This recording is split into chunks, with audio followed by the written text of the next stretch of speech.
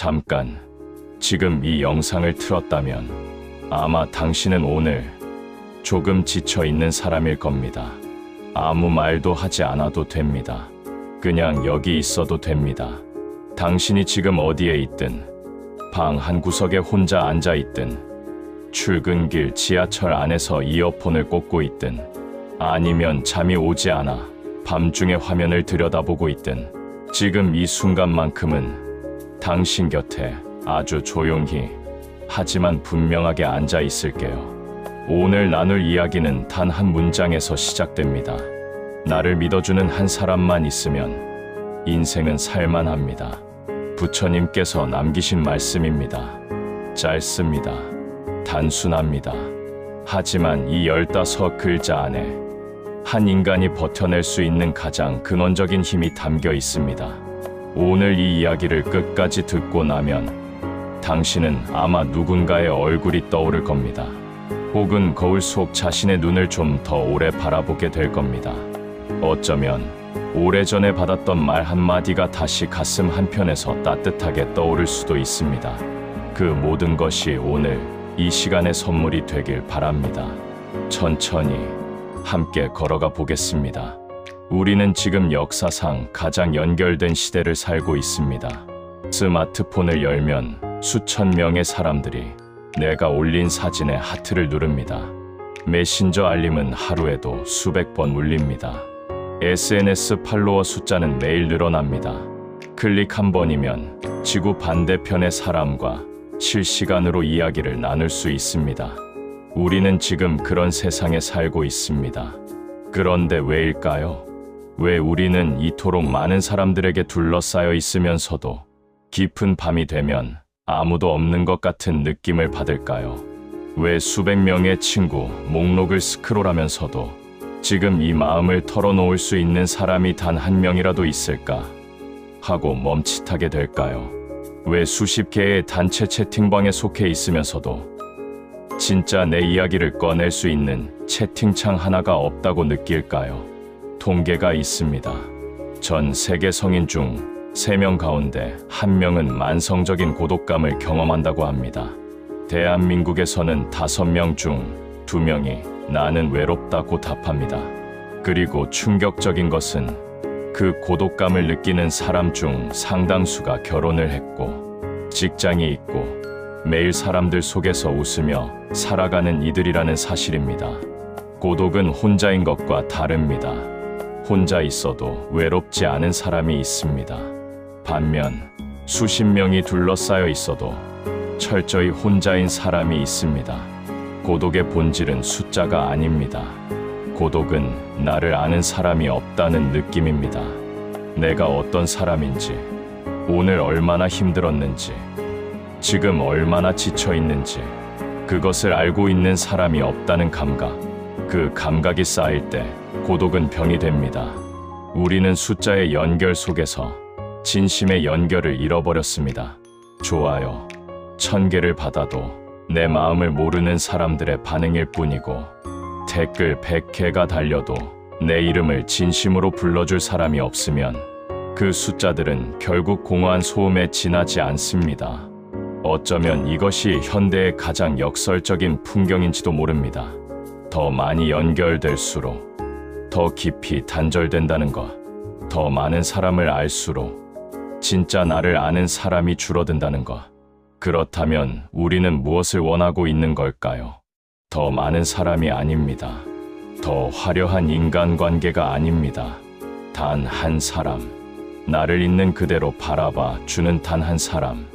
내가 틀렸을 때도, 초라해 보일 때도, 실패해서 고개를 숙이고 있을 때도 그래도 너는 괜찮아 라고 말해줄 수 있는 단 한 사람. 그 한 사람이 우리에게 없다고 느껴질 때 인간은 가장 깊은 어둠 속으로 빠져듭니다. 부처님은 그것을 알고 계셨습니다. 지금으로부터 2500년 전에 겐지스강 유역의 흙바닥을 맨발로 걸으시던 그분은 인간의 고통 중에서 가장 뿌리 깊은 것이 무엇인지를 꿰뚫어 보고 계셨습니다. 그것은 가난이 아니었습니다. 병이 아니었습니다. 죽음에 대한 공포도 아니었습니다. 가장 깊은 고통은 아무도 나를 진심으로 알아주지 않는다는 느낌. 이 세상에 내가 존재해도 되는지 확인해줄 사람이 없다는 외로움이었습니다. 부처님은 2500년 전에 이미 이 시대의 가장 깊은 상처를 정확히 보고 계셨던 것입니다. 부처님의 제자 중에 아난다 난토라는 분이 계셨습니다. 아난다는 부처님의 사촌이기도 했고 가장 오랫동안 부처님 곁을 지킨 시자실자이기도 했습니다. 그는 부처님의 모든 말씀을 단 한마디도 놓치지 않고 기억하는 인물이었습니다. 경전의 상당 부분이 이와 같이 나는 들었습니다. 루스워 웬로 시작하는데 그 나가 바로 아난다입니다. 그의 기억력과 헌신이 없었다면 우리가 지금 마주하는 수많은 부처님의 말씀들은 역사 속에 사라졌을 것입니다. 어느 날 아난다가 부처님께 여쭈었습니다. 세존이시여, 선우사이여, 즉 좋은 벗을 사귀는 것이 수행의 절반이 아닌가 생각됩니다. 제 생각이 맞습니까? 부처님께서는 잠시 아난다를 바라보시더니 고개를 천천히 저으셨습니다. 아난다여, 그렇지 않다. 아난다는 당황했습니다. 분명 좋은 벗은 수행에 있어 매우 중요한 요소라고 믿었기 때문입니다. 그는 조심스럽게 다시 물었습니다. 그때 부처님께서 말씀하셨습니다. 아난다여, 좋은 벗을 사귀고 좋은 동료와 함께하고 좋은 이와 어울리는 것은 수행의 절반이 아니라 수행의 전부이니라. 수행의 절반이 아니라 전부. 이 말씀의 무게를 느껴보셨습니까? 부처님은 깨달음의 길, 즉 인간이 고통에서 벗어나 자유로워지는 그 길에서 가장 중요한 것이 좋은 관계, 나를 진심으로 대하는 사람이라고 말씀하신 것입니다. 아무리 혼자 앉아 명상을 해도, 아무리 경전을 외워도, 아무리 계율을 철저히 지켜도 나를 진심으로 아는 사람 없이 홀로 걷는 길은 완전하지 않다고 하셨습니다. 왜 그럴까요? 인간은 관계 속에서만 자신을 발견할 수 있기 때문입니다. 거울은 내 얼굴을 보여줍니다. 하지만 내 마음을 보여주는 거울은 사람입니다. 나를 진심으로 바라보는 사람의 눈 안에서 비로소 나는 내가 어떤 사람인지를 알게 됩니다. 그 눈이 따뜻하면 나는 따뜻한 사람임을 알게 되고 그 눈이 믿음을 담으면 나는 믿음받을 자격이 있는 사람임을 알게 됩니다. 당신은 지금 누군가의 눈 속에서 자신을 보고 있습니까? 그 눈이 따뜻하다면 당신도 자신을 따뜻하게 바라볼 수 있습니다. 그 눈이 당신을 믿는다면 당신도 자신을 믿을 수 있습니다. 하지만 세상 모든 사람이 당신에게 등을 돌려도 딱 한 사람만이라도 당신을 향해 눈을 맞추고 나는 너를 믿는다고 말해준다면 당신은 무너지지 않을 수 있습니다. 그것이 바로 나를 믿어주는 한 사람만 있으면 인생은 살만하다는 말씀의 뿌리입니다. 이제 한 이야기를 들려드리겠습니다. 인도 바라나시 근처의 작은 마을에 데바다따라는 이름의 도공다공이 살고 있었습니다. 그는 어릴 때부터 손재주가 뛰어나 손으로 빚은 항아리와 그릇들이 마을에서 가장 아름답다는 소리를 들었습니다. 하지만 삶은 그에게 가혹했습니다. 아버지는 일찍 돌아가셨고 어머니는 병을 앓았고 두 어린 동생은 먹여 살려야 했습니다. 그는 새벽부터 해가 저물도록 흙을 빚었습니다. 손이 갈라졌고 허리는 굽었습니다. 그러나 팔리는 그릇보다 팔리지 않는 그릇이 더 많았습니다. 시장에서 상인들은 그의 그릇보다 값싼 것들을 더 찾았고 마을 사람들은 도공 데바다따가 만든 것은 너무 비싸다고 수군거렸습니다.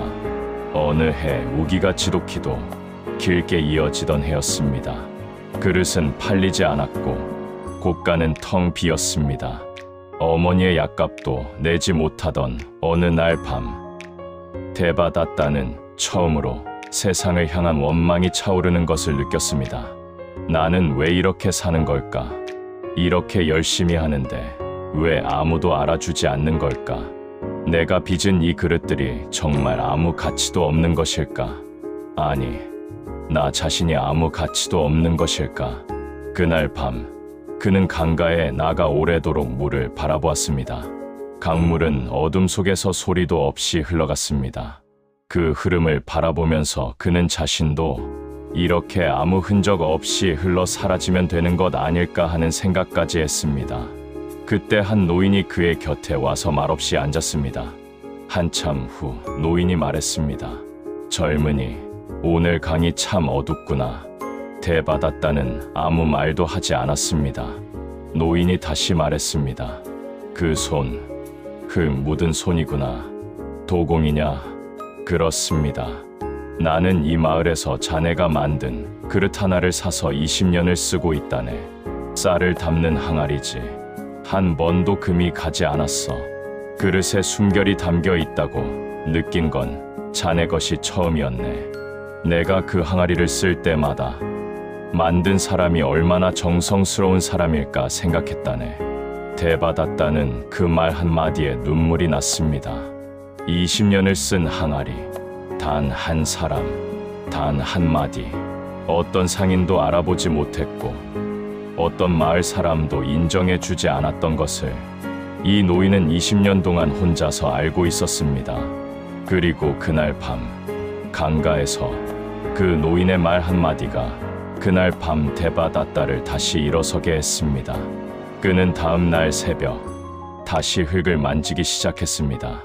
손이 갈라져도 그릇이 팔리지 않아도 그는 더 이상 멈추지 않았습니다. 20년 후에도 자신의 항아리를 쓰고 있을 누군가를 위해서 부처님은 말씀하셨습니다. 한 방울의 물도 끊임없이 떨어지면 바위를 뚫느니라. 그리고 이렇게도 말씀하셨습니다. 작은 선행을 가볍게 여기지 말라. 작은 물방울도 모여 큰 항아리를 채우느니라. 나를 믿어주는 한 사람의 말 한마디는 그 물방울 하나입니다. 그 한 방울이 메마른 대지 위에 떨어질 때 씨앗이 싹을 틔웁니다. 여기서 우리는 한 가지를 깊이 생각해야 합니다. 나를 믿어주는 한 사람에서 그 믿음은 도대체 무엇을 의미하는 걸까요? 그것이 단순히 넌 잘 될 거야 라는 응원일까요? 아니면 너는 틀리지 않았어 라는 동의일까요? 아니면 어떤 상황에서도 내 편이 되어주는 것일까요? 부처님 가르침 안에서의 믿음, 즉 신신은 그보다 훨씬 깊습니다. 믿음이란 상대가 어떠한 상태에 있더라도 그 존재 자체를 있는 그대로 인정하는 것입니다. 성공했을 때만 믿어주는 것은 믿음이 아닙니다. 그것은 조건부 계약입니다. 칭찬받을 만한 행동을 할 때만 옆에 있어 주는 것도 믿음이 아닙니다. 그것은 이해타산입니다. 더 나아가 잘못을 저질렀을 때 외면하는 것도 믿음이 아닙니다. 그것은 편의입니다. 진짜 믿음은 이렇습니다. 내가 틀렸어도 나는 내가 다시 맞을 수 있다고 믿는다. 내가 쓰러졌어도 나는 내가 다시 일어날 수 있다고 믿는다. 내가 지금 어둠 속에 있어도 나는 내 안에 빛이 있다고 믿는다. 내가 스스로를 포기하고 싶어도 나는 아직 너를 포기하지 않는다. 그 믿음이 한 사람에게 닿을 때 그 사람 안에 무언가가 깨어납니다.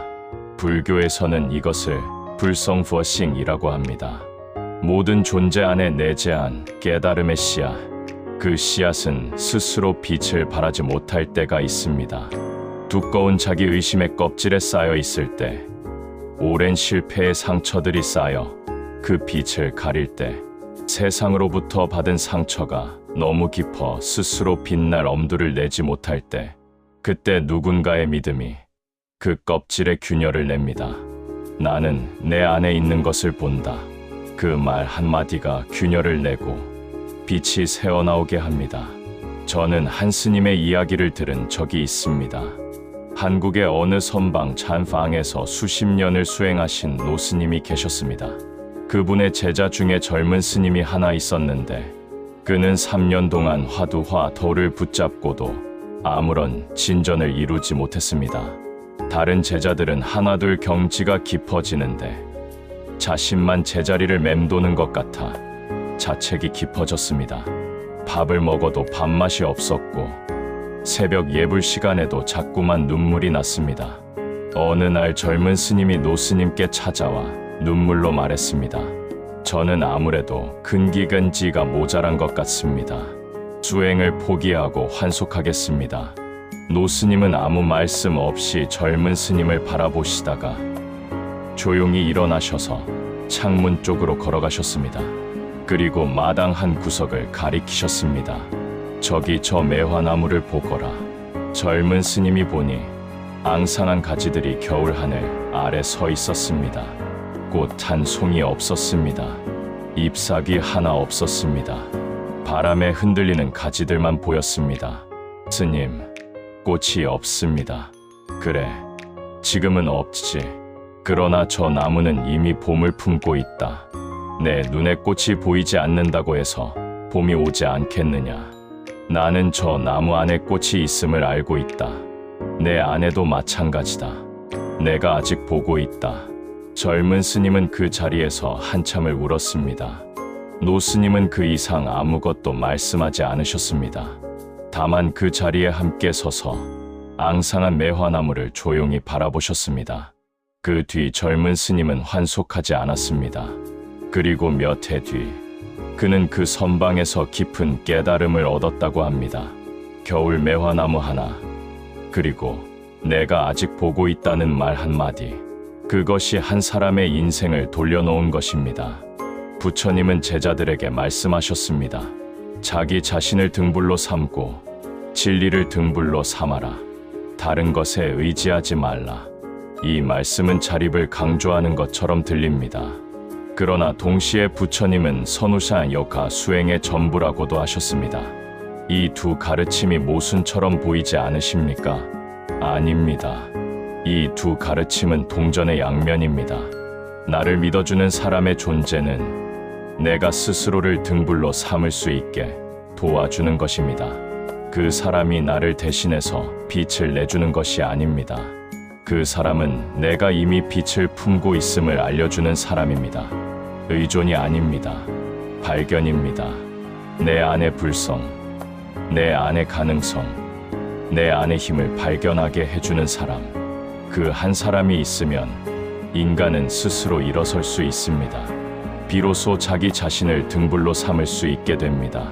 그러니 나를 믿어주는 한 사람만 있으면 인생은 살만하다는 말씀은 곧 그 한 사람의 믿음을 통해 너는 너 자신을 믿게 될 것이다 라는 의미이기도 합니다.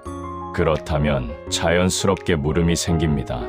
그 한 사람은 누구여야 할까요? 부모일 수도 있습니다. 스승일 수도 있습니다.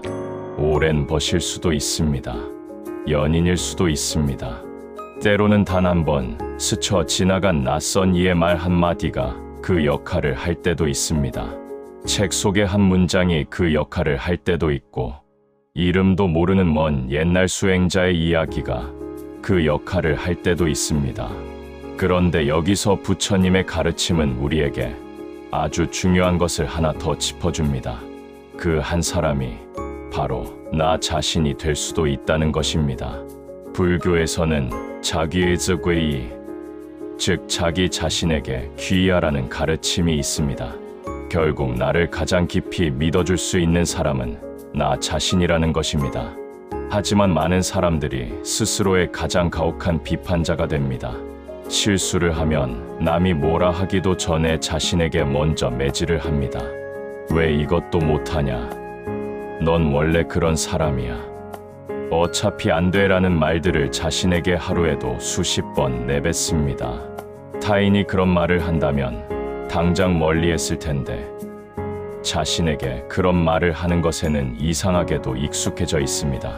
당신이 지금 이 글을 읽으면서 혹시 그 목소리가 들리지 않습니까? 부처님은 말씀하셨습니다. 온 세상을 다 뒤져도 나 자신보다 더 소중한 존재는 없다. 마찬가지로 다른 사람들 역시 그들 자신이 가장 소중하다. 이 말씀을 잘 들으셔야 합니다. 부처님은 당신에게 자기중심적이 되라고 하신 것이 아닙니다. 오히려 정반대입니다. 나 자신이 소중하다는 것을 알 때 비로소 다른 사람도 그들에게 소중하다는 것을 이해할 수 있습니다. 내가 나를 사랑하는 법을 배울 때 비로소 타인을 진심으로 사랑할 수 있습니다. 내가 나를 믿을 때 비로소 타인도 믿을 수 있습니다. 나를 믿어주는 일, 그것은 타인에게 구걸하는 것이 아니라 내가 먼저 나에게 건네는 선물이 되어야 합니다. 여기서 잠깐 자신에게 물어봐 주세요. 지금 이 순간 나는 나를 믿고 있습니까? 실패했을 때도, 볼품없을 때도, 아무도 알아주지 않을 때도 나는 내 편입니까? 만약 그게 어렵다면 그것은 당신이 나약해서가 아닙니다. 의지가 부족한 것도 아닙니다. 우리는 너무 오랫동안 나를 인정받기 위해 살아왔습니다. 좋은 성적을 받아야, 좋은 직업을 가져야, 남들이 인정하는 삶을 살아야 내가 가치 있다고 배워왔습니다. 어릴 때부터, 아주 어릴 때부터 그렇게 배웠습니다. 그 프레임 안에서 살아온 사람이 어떻게 쉽게 자신을 믿을 수 있겠습니까? 그것은 당신의 잘못이 아닙니다. 그러니 오늘 이 이야기를 아주 조심스럽게 당신 안의 작은 문 앞에 두려고 합니다. 두드리지 않아도 됩니다. 당장 열지 않아도 됩니다. 그냥 두어도 됩니다. 그러나 언젠가 당신이 그 문을 열 날이 올 것입니다. 그리고 그 문 너머에 처음부터 당신을 기다리고 있던 한 사람이 있을 것입니다. 그 사람은 바로 당신 자신입니다. 오늘 3가지 이야기를 더 들려드리려 합니다. 이 3 이야기 안에 나를 믿어주는 한 사람의 힘이 얼마나 다양한 얼굴로 우리 삶에 나타나는지를 보실 수 있을 것입니다. 첫 번째 이야기, 어머니의 편지. 경상도 산골에서 나고 자란 한 소년이 있었습니다. 아버지는 소년이 6살 때 세상을 떠났고 어머니는 혼자 논밭을 일구며 새 아이를 키웠습니다. 소년은 공부를 잘했지만 집안 형편상 중학교를 마치고 도시로 올라가 공장에서 일을 해야 했습니다. 공장 기숙사의 좁은 방에서 그는 밤마다 울었습니다. 또래 친구들은 교복을 입고 다니는데 자신은 작업복 차림이었습니다. 밥상 앞에서도, 버스에서도, 길을 걷다가도 자신이 무가치한 존재처럼 느껴지는 순간들이 이어졌습니다. 열심히 사는 것 같은데 왜 이렇게 초라한 것인지 그 대답을 찾지 못한 채 날들이 흘렀습니다. 그때 어머니에게서 편지가 왔습니다. 손으로 꾹꾹 눌러 쓴 편지지 위에는 이렇게 적혀 있었습니다. 영수야, 네가 거기서 밥은 잘 묻고 있나? 엄마는 네가 어디 있어도 네가 잘할 줄 안다. 그 손이 아까운 손이라는 거 엄마는 안다. 엄마가 믿는다. 소녀는 그 편지를 수십 번 읽었습니다. 낡아서 종이가 너덜너덜해질 때까지. 기숙사 불이 꺼지고 난 뒤 이불 속에서 손전등으로 비춰가며 읽었습니다. 외로움이 가장 극에 달하는 밤마다 꺼내 읽었습니다. 그 소녀는 나중에 기술을 배우고 야간 학교를 다니며 검정고시를 통과했습니다. 그리고 결국 자신의 기술회사를 세웠습니다. 은퇴하면서 그는 인터뷰에서 이렇게 말했습니다. 어머니 편지 한 장이 없었다면 저는 그때 그 공장 마당 어딘가에서 멈췄을 겁니다. 저를 믿어준 사람이 딱 한 명이었습니다. 어머니. 그것으로 충분했습니다. 어머니가 써준 그 짧은 문장, 엄마가 믿는다는 그 말 한마디가 한 인간의 삶의 방향을 바꾼 것입니다. 두 번째 이야기, 선생님의 눈. 어느 중학교 선생님이 있었습니다. 그 선생님의 반에 아무도 주목하지 않는 아이가 하나 있었습니다. 가정 환경이 복잡하고 성적도 좋지 않았으며 행동도 거칠었습니다. 다른 교사들은 그 아이를 문제아로 기록했고 상담실로 보내는 일에만 관심이 있었습니다. 수업 시간에는 항상 뒷자리에 앉아 딴짓을 했습니다. 그런데 이 선생님은 달랐습니다. 어느 날 수업 중에 그 아이가 공책에 무언가를 그리고 있는 것을 보았습니다. 선생님은 그 아이 곁에 다가가 조용히 공책을 들여다보았습니다. 거기에는 놀랍도록 정밀하고 아름다운 기계 설계도 같은 그림들이 빼곡히 그려져 있었습니다. 작은 부품 하나하나까지 손이 떨릴 정도로 섬세하게 선생님은 아무 말 없이 잠시 바라보다가 그 아이의 어깨에 살며시 손을 얹고 말했습니다. 이걸 그릴 줄 아는 사람이 이 학교에 너 말고 또 있을까? 아이는 선생님을 멍하니 쳐다보았습니다. 평생 처음으로 단순한 칭찬이 아닌 인정을 받는 느낌이었습니다. 너 잘했다가 아니라 너만이 가진 것을 본다는 그 눈빛. 그 눈빛이 아이의 가슴에 닿았습니다. 그날 이후 그 아이는 조금씩 달라지기 시작했습니다. 수업에 빠지지 않았습니다.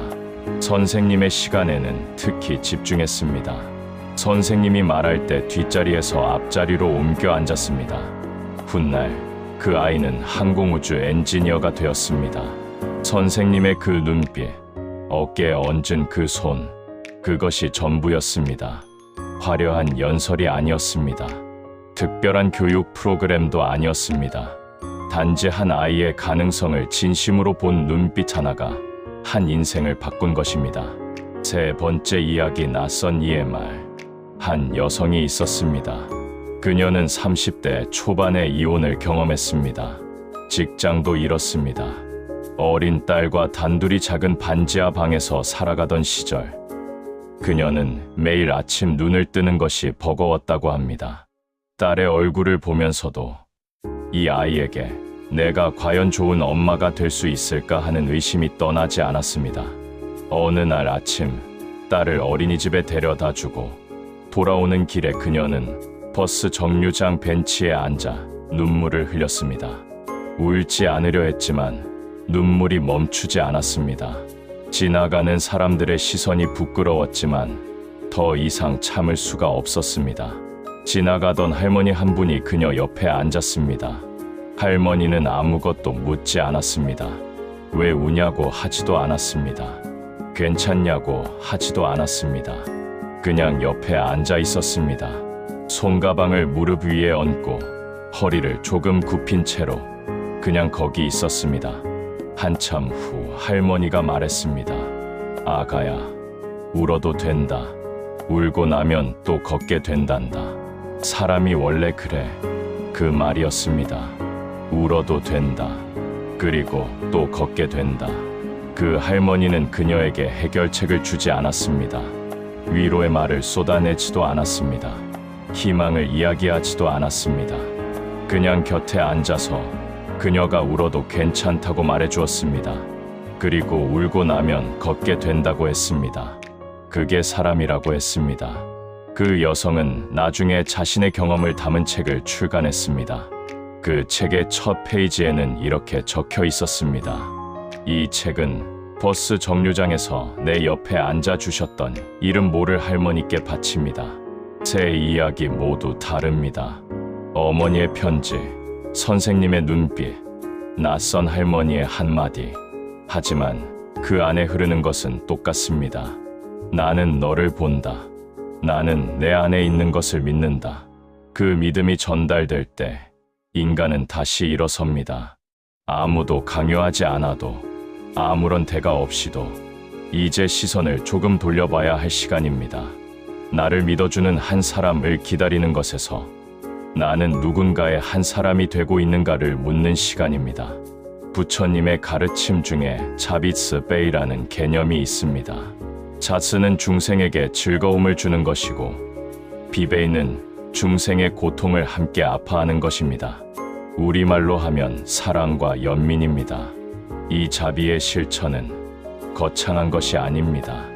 매일 선행을 베풀어야 하는 것이 아닙니다. 모든 사람을 구해야 하는 것도 아닙니다. 보살처럼 살아야 하는 것도 아닙니다. 지금 내 곁에 있는 단 한 사람에게 진심으로 눈을 맞추는 것, 그것으로 충분합니다. 오늘 당신의 일상을 한번 떠올려 보세요. 아침에 나오면서 가족에게 어떤 말을 했습니까?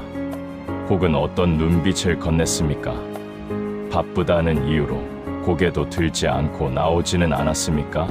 직장에서 힘들어 보이는 동료에게 말을 건 적이 있었습니까? 아니면 나도 바쁘다는 이유로 그냥 지나쳤습니까?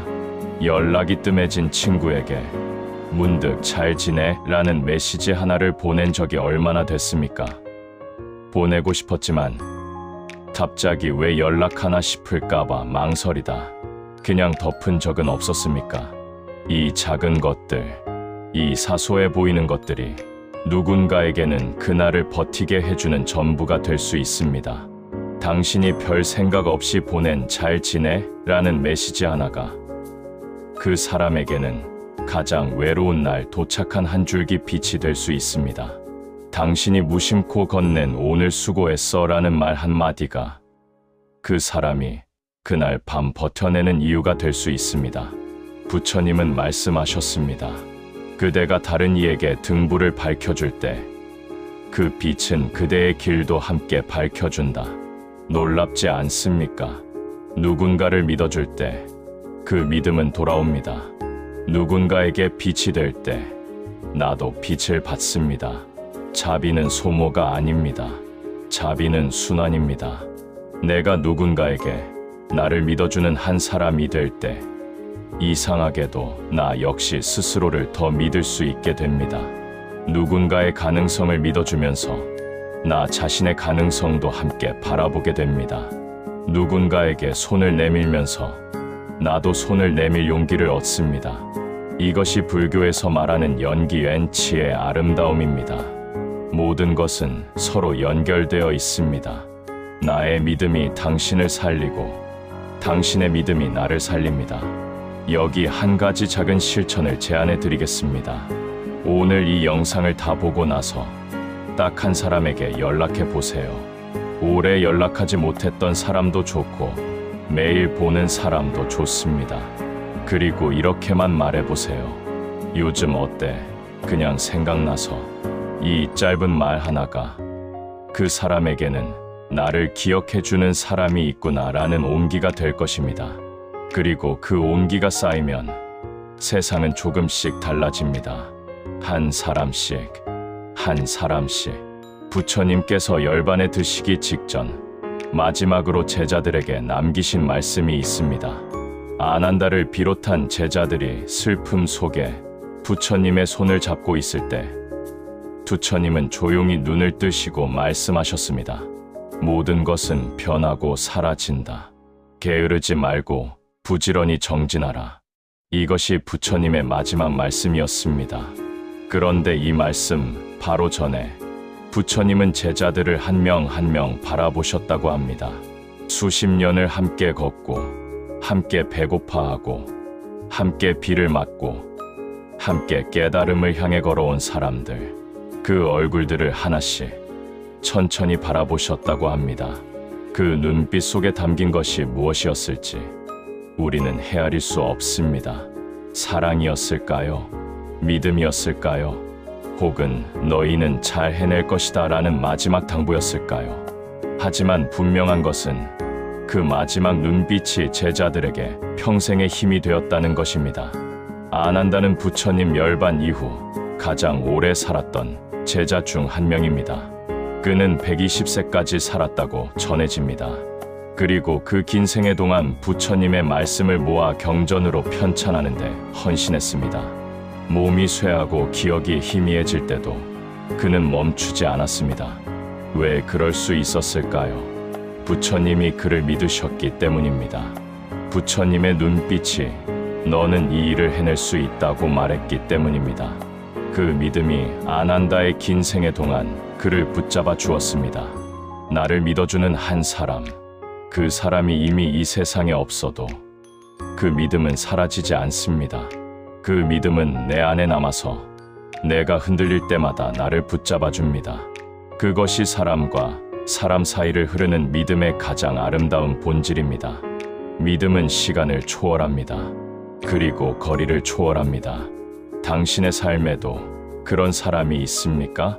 지금은 곁에 없더라도 한때 당신에게 나는 너를 믿는다고 말해준 사람이 있습니까? 이미 세상을 떠났더라도 그 목소리가 아직 당신 안에 살아 있습니까? 그 말을 기억해 주세요.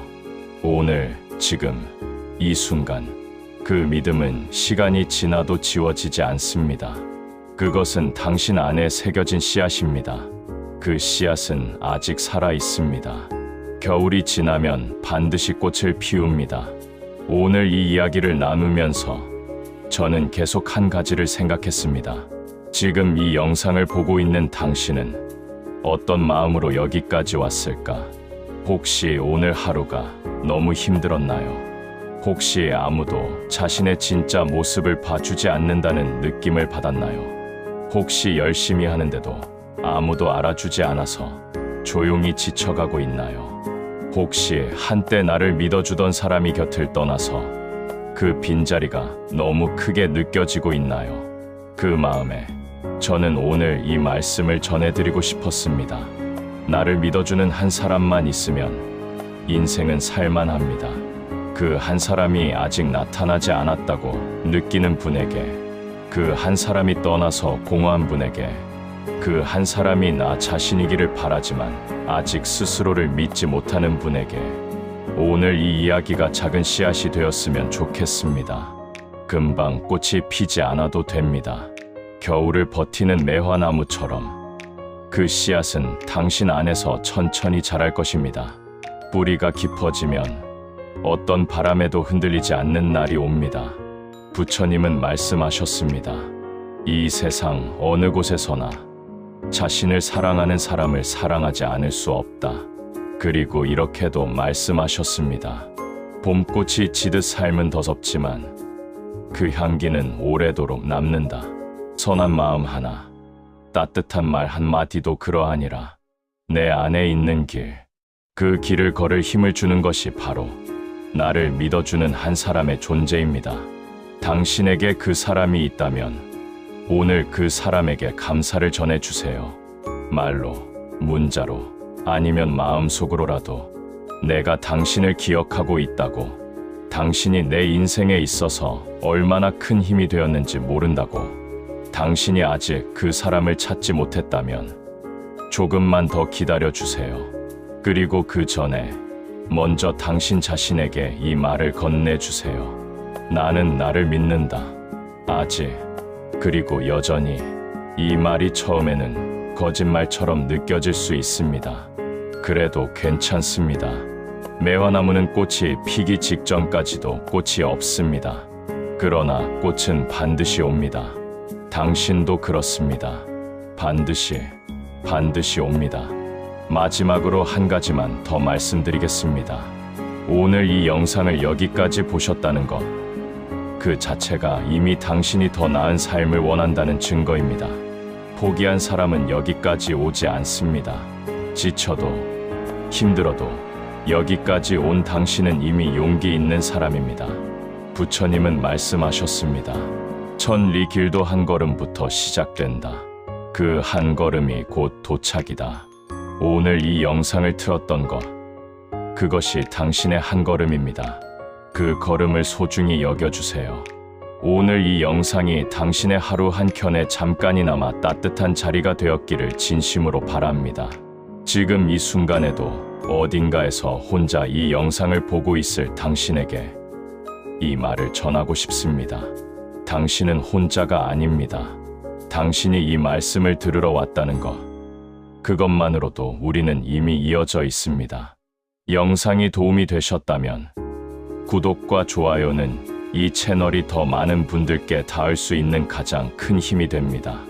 알림 설정을 해두시면 지칠 때마다 조용히 곁에 있어 드릴 수 있습니다. 그리고 지금 이 말씀이 필요한 누군가가 주변에 있다면 이 영상을 조용히 전해주시겠어요? 말로는 전하기 어려운 마음을 이 영상이 대신 전해줄 수 있을 겁니다. 오늘 하루도 수고 많으셨습니다. 당신이 걸어온 길은 분명 의미가 있습니다. 그리고 당신의 다음 걸음도 반드시 빛을 향해 있을 것입니다. 나무 아미타불.